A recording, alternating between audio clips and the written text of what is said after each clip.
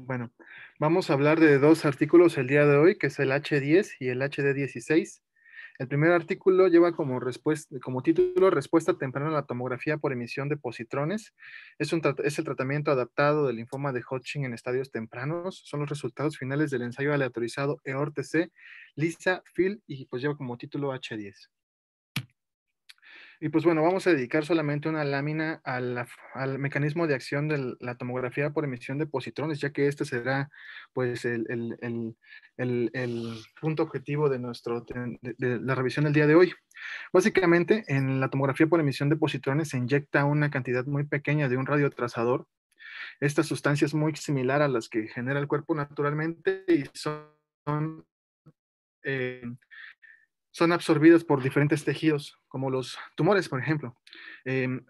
Posteriormente a que el tejido tumoral absorbe el radiotrazador unido a la molécula, este sufre un radioactivo y emite un positrón, que como ya sabemos, el positrón es la antimateria equivalente a un electrón.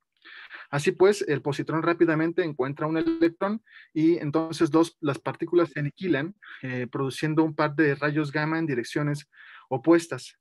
Entonces, este par de rayos gamma que se emiten de la aniquilación son detectados por la dona del PET.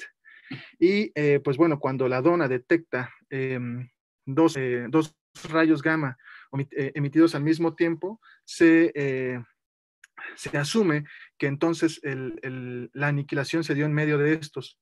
Así pues, se combinan cientos de miles de estas pequeñas detecciones de rayos gamma pareados y es posible construir una imagen dimensional. Es así como funciona la tomografía por emisión de positrones, la cual se puede combinar con varios otros estudios, como por ejemplo la tomografía normal o la resonancia magnética, por ejemplo. Y pues bueno, a manera de introducción tenemos que el H10 fue publicado el 14 de marzo del 2017 y la correspondencia fue para el doctor John Rijmakers del Radboud University Medical Center en Holanda, del Departamento de Hematología, y el principio del artículo pues fue con intención a tratar. A manera de introducción tenemos que el tratamiento del linfoma de Hodgkin en estadio temprano es extremadamente exitoso, con una tasa de curación mayor al 90%. Eh, la modalidad combinada de tratamiento con radioterapia y quimioterapia es el estándar de tratamiento. Las toxicidades tardías, principalmente las segundas neoplasias, son la mayor preocupación, sin embargo, del tratamiento combinado. Esto se debe pues probablemente a los campos extendidos de radioterapia y a los agentes alquilantes utilizados en la quimioterapia. Sin embargo, pues ya se han estudiado anteriormente la omisión de la RT para disminuir la toxicidad, sin embargo se asocia con con un mayor riesgo de recaída temprana. Por el contrario, un grupo pequeño de pacientes clínicamente relevante experimenta fracaso con el tratamiento de modalidad combinada. Es por eso que el PET pues, pareciera ser una herramienta muy tentadora para poder detectar a los pacientes que sí van a necesitar un tratamiento más intensificado.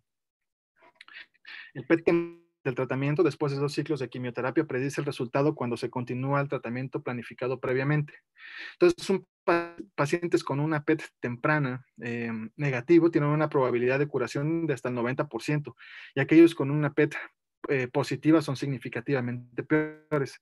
Entonces, así se diseñó este ensayo aleatorizado en el que los pacientes con linfoma de Hodgkin en estadio 1 y 2 fueron asignados aleatoriamente, ya sea hacia un programa de modalidad combinada estándar, independientemente del resultado del PET, o a un grupo experimental en el que los pacientes con una PET negativa se trataron solamente con quimioterapia sola y aquellos con PET positivo cambiaron a quimioterapia convencional a un esquema intensificado. Se incluyeron pacientes de 15 a 70 años de edad con diagnóstico histológico de linfoma Hodgkin clásico supradiafragmático en estadio clínico 1 y 2, y se incluyeron pacientes tanto favorables como desfavorables. Los criterios para los pacientes desfavorables son al menos uno de los siguientes: edad mayor de 50 años o igual, más de 3 áreas nodales o relación mediastino-torácica mayor o igual a 0.35, sin síntomas B y BCG mayor a 50 o con síntomas B y BCG mayor a 30, y aquellos pacientes con riesgo favorable pues eran todos los demás. Entonces lo que se hizo fue diseñar este estudio que fue multicéntrico en fase 3. Fueron asignados al azar por adelantado en una proporción de 1 a 1 al grupo de modalidad combinada estándar o al tratamiento experimental adaptado a la respuesta del PET. Todos recibieron 2 ciclos de ABVD y después de lo cual se les realizó un PET. El objetivo principal fue evaluar si la INRT podría emitirse sin pérdida de la eficacia en el PET temprano negativo después de 2 ciclos de ABVD. Entonces, en el brazo estándar, un PET temprano negativo, los pacientes recibieron 1 para riesgo favorable y 2 para riesgo desfavorable ciclos de ABVD adicionales seguidos de INRT. En el brazo experimental, aquellos con un PET negativo temprano recibieron 2 para el riesgo favorable y 4 para el riesgo desfavorable ciclos de ABVD adicionales, pero no recibieron RT. En el brazo estándar, aquellos con PET positivo recibieron 1 para riesgo favorable y 2 para riesgo desfavorables ciclos adicionales de ABVD seguidos de INRT, mientras que en el brazo experimental, aquellos que tenían PET positivo, ya fueran de riesgo favorable o desfavorable, cambiaron a 2 ciclos de BCOP escalonado seguido de INRT. El objetivo secundario fue evaluar si la intensificación con dosis aumentadas de BCOP después de 2 ciclos de ABVD mejoraría el resultado en pacientes con un PET temprano positivo. Lo mismo aquí se representa en esta gráfica. Tenemos a los pacientes con riesgo favorable arriba y los pacientes con riesgo desfavorable abajo. Todos recibieron 2 ciclos de ABVD, tanto riesgo favorable como desfavorable. En el grupo de riesgo favorable, aquellos del tratamiento estándar, se les hacía el PET y recibían un ciclo de ABVD más INRT. En el grupo experimental del favorables tenían el PET temprano. Si eran negativos, se les daba 2 ciclos más de ABVD. Y si eran positivos, se intensificaba la quimioterapia con BCOP-ESC más INRT. Y en el grupo en el brazo de riesgo desfavorable, a los pacientes en el grupo estándar se les hacía el PET, se les daba posteriormente 2 ciclos de ABVD más INRT, y en el grupo experimental se les hacía el PET temprano. Si resultaba negativo, se les consolidaba con 4 ciclos más de ABVD, y si resultaba positivo, se intensificaba la quimioterapia con BCOP-ESC más INRT. Entonces, el PET temprano se programó entre los días 22 y 25 del segundo ciclo de ABVD. Las imágenes se puntaron de acuerdo a los criterios del proyecto de armonización internacional, y según estos criterios, la actividad de acumulación de sangre mediastínica se usó como referencia de actividad de fondo para definir el PET.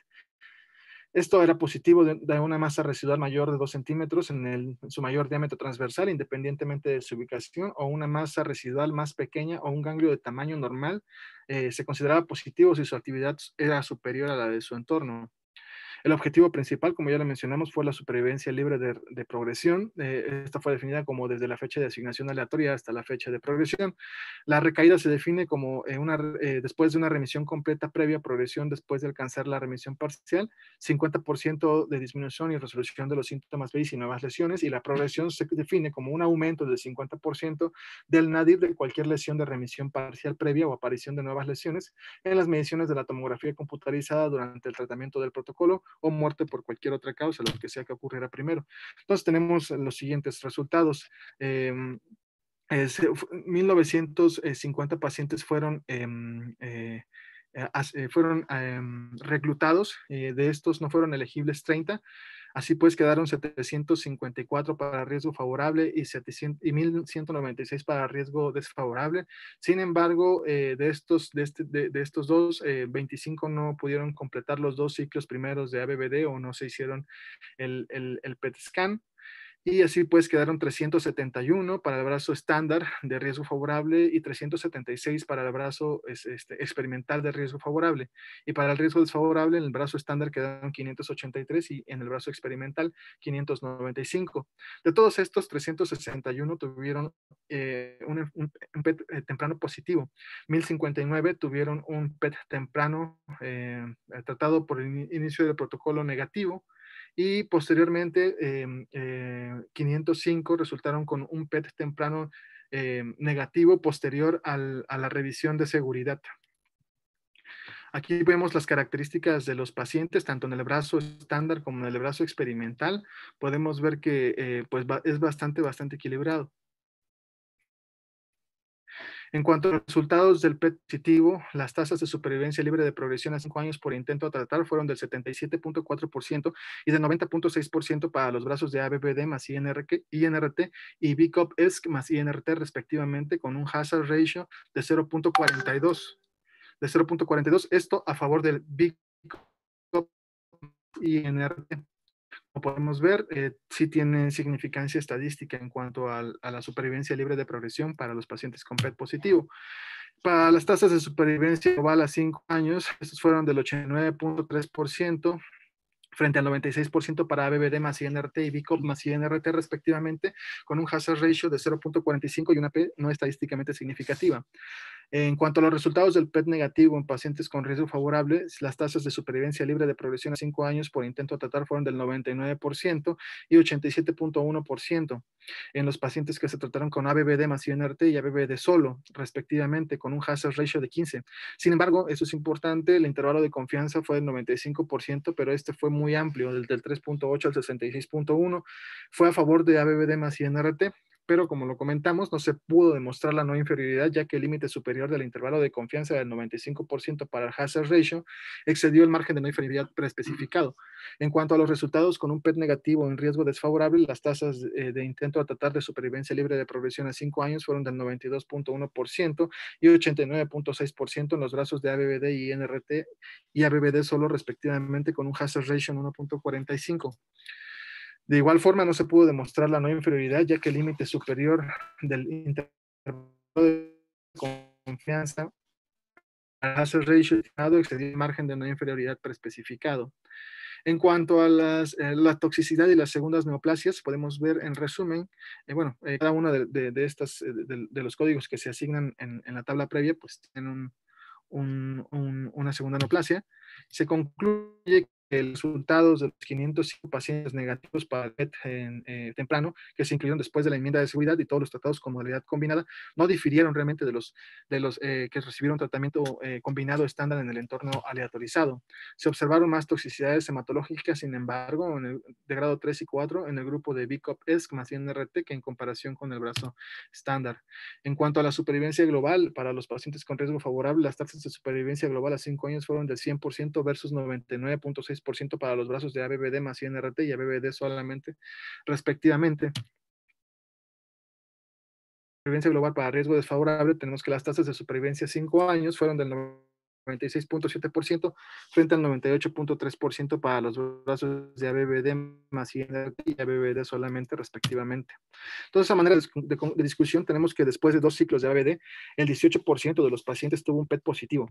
Se alcanzó una mejora significativa del 13.2% de la supervivencia libre de progresión a 5 años en el brazo experimental con BCOP-ESC más INRT en comparación con la continuación de ABBD más INRT. Incluso observó un beneficio en la supervivencia global de 6.7% con una tendencia hacia la significación estadística.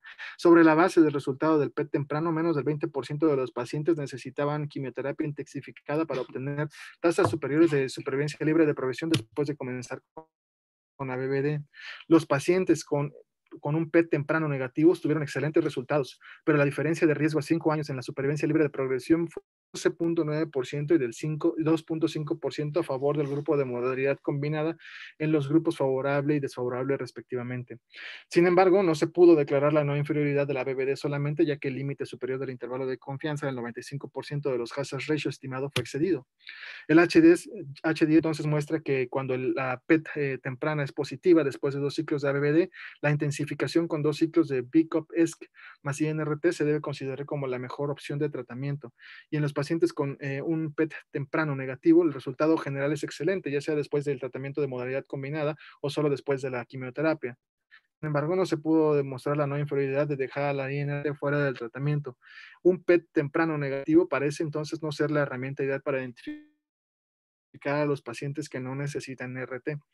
En el grupo favorable, la modalidad del tratamiento combinado da como resultado un mejor control inmediato de la enfermedad. Sin embargo, en el grupo desfavorable, el beneficio de la modalidad combinada de tratamiento parece ser menos relevante clínicamente. Así pues, se concluye que en los estadios 1 y 2 del linfoma de Hodgkin, la respuesta de la PET después de 2 ciclos de ABBD permite una adaptación temprana al tratamiento. Cuando la PET temprana es positiva después de 2 ciclos de ABD, el cambio de BCOP-ESC más INRT mejora significativamente la supervivencia libre de progresión a 5 años. Y en pacientes con un PET temprano negativo no se pudo demostrar la no inferioridad de ABD solamente, y el riesgo de recaída aumenta cuando se emite la INRT, especialmente como lo vimos anteriormente en los pacientes con riesgo favorable. El segundo artículo que vamos a revisar es el HD16, lleva como título Tomografía por emisión de positrones, que es el tratamiento guiado en la etapa temprana del linfoma de Hodgkin favorable. favorable. Esos son los resultados finales del ensayo internacional aleatorizado de fase 3, HD16 por el grupo alemán del estudio de Hodgkin. Entonces sabemos que 2 ciclos, como lo vimos anteriormente, de ABBD, seguidos de RT en 20 grays en el sitio afectado, se consideran en el tratamiento estándar. Así pues, el HD16 es un ensayo aleatorizado que compara la terapia de modalidad combinada con la quimioterapia sola en términos de supervivencia libre de progresión para aquellos pacientes que tienen una PET negativa después de 2 ciclos de ABBD. El segundo objetivo del estudio fue analizar si una PET positiva después de 2 ciclos de ABBD es un factor de riesgo para la supervivencia libre de progresión en los pacientes que son tratados con ambas modalidades. Este es un estudio de no inferioridad de fase 3, multicéntrico internacional, aleatorizado, y se realizó en 250 sitios en Alemania, Suiza, Austria y los Países Bajos. Se incluyeron pacientes entre 18 a 75 años de edad con linfoma de Hodgkin clásico recién diagnosticado y probado histológicamente en estadios clínicos 1 o 2, o linfoma de Hodgkin nodular con predominio de linfocitos en estadio 1B, 2A o 2B de Ann Arbor, sin ninguno de los siguientes factores de riesgo, esto es decir, una masa mediastínica que tuviera un tercio o más del diámetro torácico máximo, lesiones extraganglionares, una BCG elevada más de 50 sin síntomas B, o una BCG mayor de 30 con síntomas B, o 3 áreas o más ganglionares comprometidas. El principio del estudio puede intento tratar. En cuanto a la aleatorización, pues los pacientes antes de comenzar el tratamiento se asignaron de forma centralizada, aleatoria, 1 a 1, entre los dos de tratamiento paralelos. Aquellos que recibían la modalidad combinada de tratamiento que consistía en 2 ciclos de BBD y IRT a campo involucrado a 20 grays, y aquellos que tenían un tratamiento guiado por PET que consistía en 2 ciclos de BBD para todos los pacientes, y IFRT a 20 grays solo para aquellos pacientes con PET positivo después de 2 ciclos de quimioterapia, lo cual se abrevia como PET2. Y la aleatorización se estratificó según el centro, con los siguientes criterios que se mencionan ahí. Los pacientes y los investigadores estuvieron enmascarados a la asignación del tratamiento hasta que se completó la revisión central del PET2. Entonces, el PET se realizó entre los días 22 a 35 del segundo ciclo de ABBD y se calificó de acuerdo a la puntuación de Deauville, utilizando la reserva de sangre de mediastino como punto de corte para la positividad del PET. Los pacientes con enfermedad progresiva se retiraron del tratamiento de estudio. La IFRT se planificó sobre la base de las imágenes de la estadificación inicial. El objetivo principal fue la supervivencia libre de progresión, que se definió como como el tiempo transcurrido desde la finalización de la estadificación hasta la progresión de la enfermedad, o la recaída o la muerte por cualquier causa. Y los objetivos secundarios fueron la supervivencia global negativa y también la aparición de segundas neoplasias. Así pues, tenemos que del 25 de noviembre del 2009 al 29 de diciembre del 2015 se reclutaron 1.150 pacientes, de 175 fueron asignados para la modalidad combinada de tratamiento y 575 fueron asignados para la modalidad de tratamiento guiado por PET. De estos, se excluyeron 11 pacientes, quedando 573 para la población de intento a tratar con la modalidad combinada y 566 para la población que tenía tratamiento guiado por PET. De estos, quedaron 506 para la población experimental y 501 para el tratamiento de estándar. De los que tenían la modalidad tratamiento tuvieron un PET negativo 353 y un PET positivo 148. Y aquellos que fueron un PET, asignados al grupo de tratamiento guiado por PET fueron con PET negativo y 102 con PET positivo. En cuanto a las características de los pacientes, podemos ver que pues, fueron también bastante similares en ambos grupos de tratamiento. La adherencia del protocolo para ABBD fue buena, con una dosis relativa media del 98% y un retraso medio de 3 días. Las toxicidades, pues por la quimioterapia, fueron las más frecuentes, pues son hematológicas, leucopenia, náuseas, vómito. Y para la toxicidad por IFRT, la dosis media fue de 20 grays y las toxicidades fueron disfagia y mucositis. Y los resultados. La incidencia acumulada correspondiente a 5 años no difirieron entre los grupos de modalidad combinada y ABBD. Y la mayoría de los pacientes recibieron quimioterapia en dosis altas y trasplante autólogo de células madres para el tratamiento de la progresión o de la recaída. La supervivencia libre de progresión a los 5 años fue del 93% en el grupo de modalidad combinada y del 86.1% en el grupo de ABVD.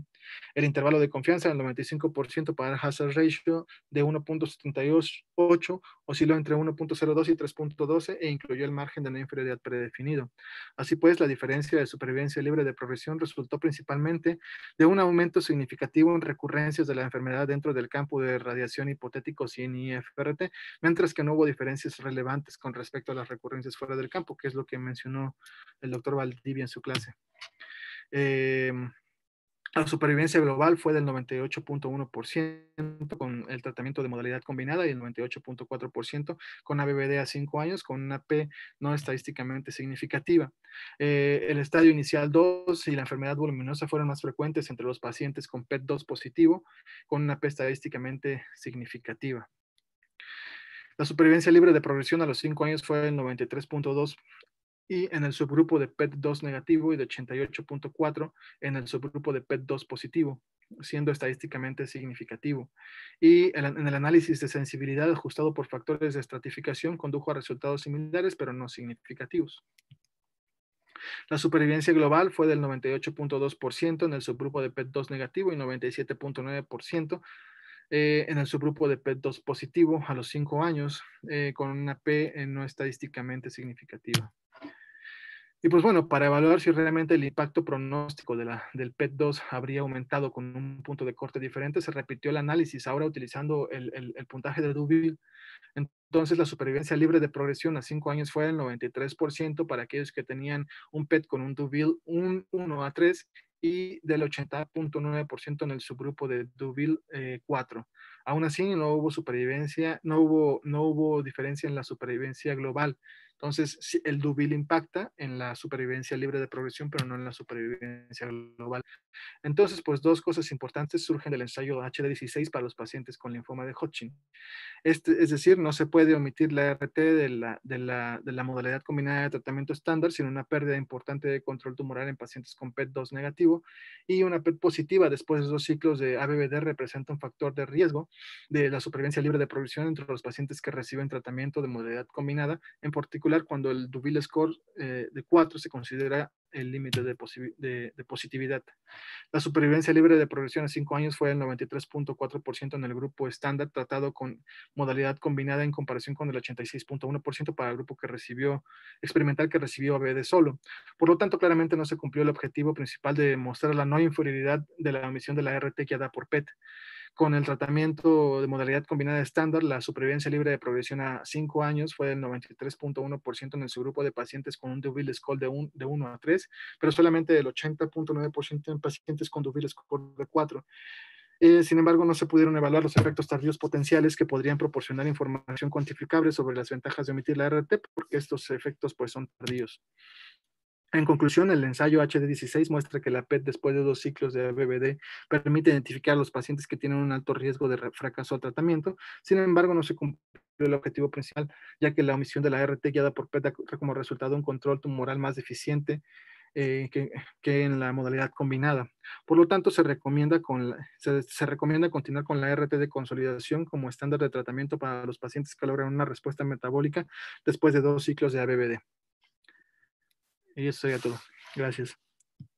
Ok, gracias, muy bien. ¿Alguno de los R1 que nos hable de forma muy breve y general cuál es el algoritmo de manejo de los pacientes de linfoma de Hodgkin? ¿Qué se hace primero? ¿Cómo se va haciendo el tratamiento? Pacientes con enfermedad de estadio 1 y 2 favorable, va a ser 2 ciclos de ABVD. ¿Sí escucha? Bueno. Sí, sí escuchamos. ¿Sí escucha o no? Bueno. Sí. Perdón. Sí, sí escuchamos. Sí, con enfermedad favorable en estadios 1 y 2 va a ser 2 ciclos de ABVD seguido de el PET.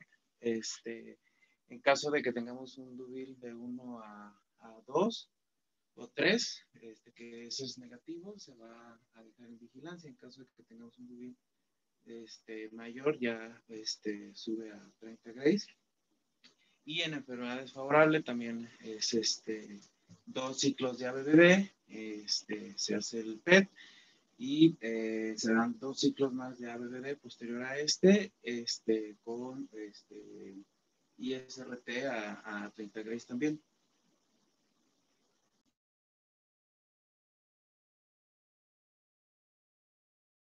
Ok, por ahí dijiste vigilancia, pero como que no estoy de acuerdo.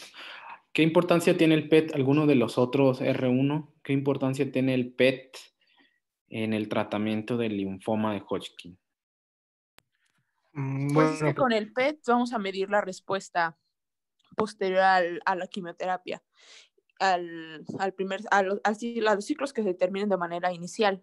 Y con el PET, dependiendo de la respuesta que tiene del Duvil, entonces es que se va a decidir qué quimioterapia se continúa o si se cambia un esquema más intensivo o...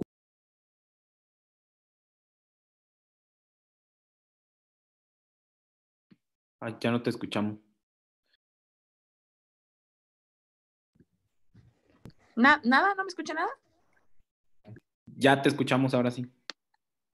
Que con el PET vamos a medir la respuesta inicial a la quimioterapia. Entonces, dependiendo de la respuesta que tengamos con el Duvil, nos va a decir si ya tuvo una respuesta completa, por así decirlo, o si no, y entonces para decidir si se cambia a una quimioterapia más intensiva. Ok. ¿Y algún otro R1? ¿Qué papel tiene la radioterapia? ¿O qué papel juega la radioterapia en linfoma de Hodgkin?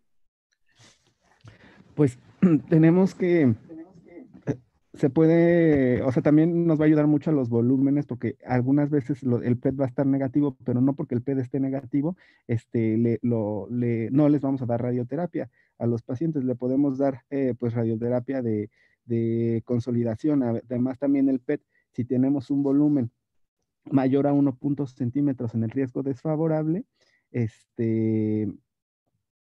igual son indicaciones para dar radioterapia. Entonces, sí nos basamos en la respuesta, pero no porque tengamos un PET negativo, quiere decir que no le vamos a dar radioterapia. Exactamente. ¿Y qué tipo de radioterapia o cuál sería la técnica que utilizarían? Ahí hay varios. El estándar de IF, tratamiento es IF ISRT. y N. ¿Y qué es cada uno? ISRT es el estándar de tratamiento. ¿Y eso en qué consiste? Es radioterapia a campo involucrado y también se incluyen el campo adyacente ganglionar. Ok, es al sitio, ¿no? ¿Y en qué Al sitio consiste? involucrado. ¿Y qué es el IF? Rápidamente, alguno de los otros. R1, ¿qué es el IF y qué es INRT? Como los que utilizamos. El INRT es justamente nada más el involucro ganglionar afectado y el IFRT es el field. Ahí sí, antes se trataba por campo. Entonces, el IFRT era la región a tratar, el ISRT es el ganglio más la región adyacente afectada y el INRT es solamente el nódulo afectado. Ok. ¿Alguno de los R2 nos puede dar su opinión respecto a la radioterapia en el linfoma de Hodgkin, por favor?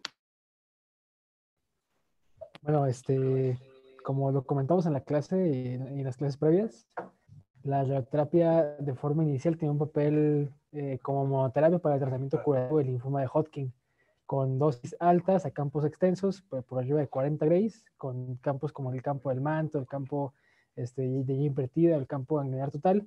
Sin embargo, conforme se fue añadiendo el tratamiento con quimioterapia, las dosis y volúmenes de tratamiento con radioterapia fueron bajando hasta hacer el estándar del tratamiento de la radioterapia de sitio involucrado, aunque lo ideal sería darle la radioterapia a ganglio involucrado. Sin embargo, porque logísticamente es complicado hacer un PET-CT en la misma posición de la tomografía y de la simulación, es que no se lleva a cabo esta modalidad de tratamiento de forma rutinaria.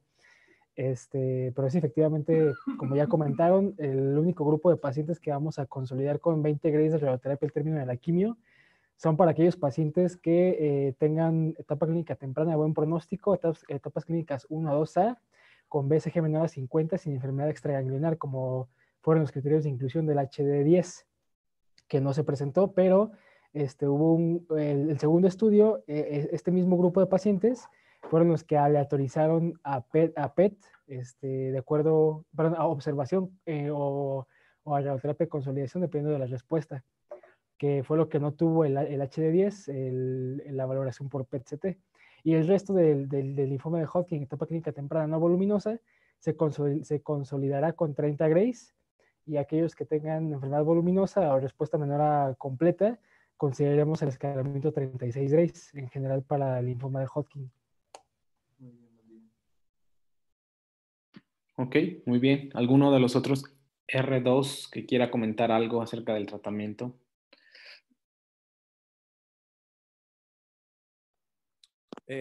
Pues creo